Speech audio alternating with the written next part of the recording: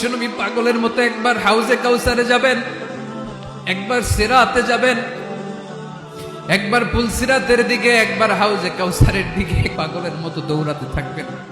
তার কোন গুনাহগার উম্মত যাতে জাহান্নামে ঢুকে না যায়, সেদিন কেউ সুপারিশ করতে পারবে না বিশ্বনবী ছাড়া।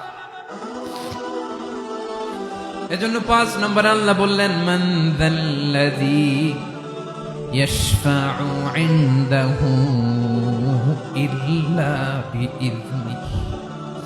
কার সাহস আছে, কার এত বড় বুকের পাটা কিয়ামতের কঠিন দিন আল্লাহর সামনে দাঁড়িয়ে সুপারিশ করবে?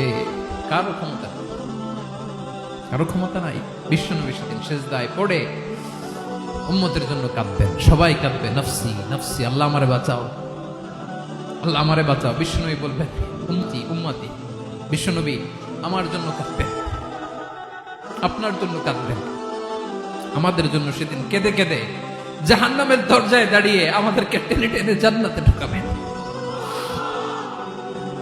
এজন্য এই বিশ্বনবীর ভালোবাসা যেন আমাদের হৃদয়ে ভরপুর থাকে। আমার ভাইয়েরা, প্রতি শুক্রবার বিশ্বনবীর উপরে বেশি বেশি যেন আমরা দুরূদ পড়ি। আমরা যখন বিশ্বনবীর সালাম দেই, দুরূদ পড়ি,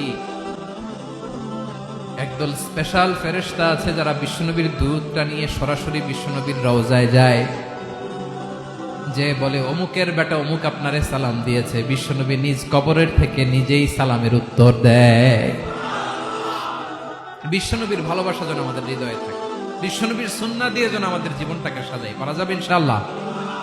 বিশ্বনবীর ভালোবাসা ছাড়া কেউ জান্নাতে ঢুকতে পারবে? বিশ্বনবীর পক্ষে আমরা বলবো, বিশ্বনবীর পক্ষে আমরা লিখবো, বিশ্বনবীর জন্য আমরা আমাদের কলিজার রক্ত বিলিয়ে দিব, ঠিক কিনা বলেন?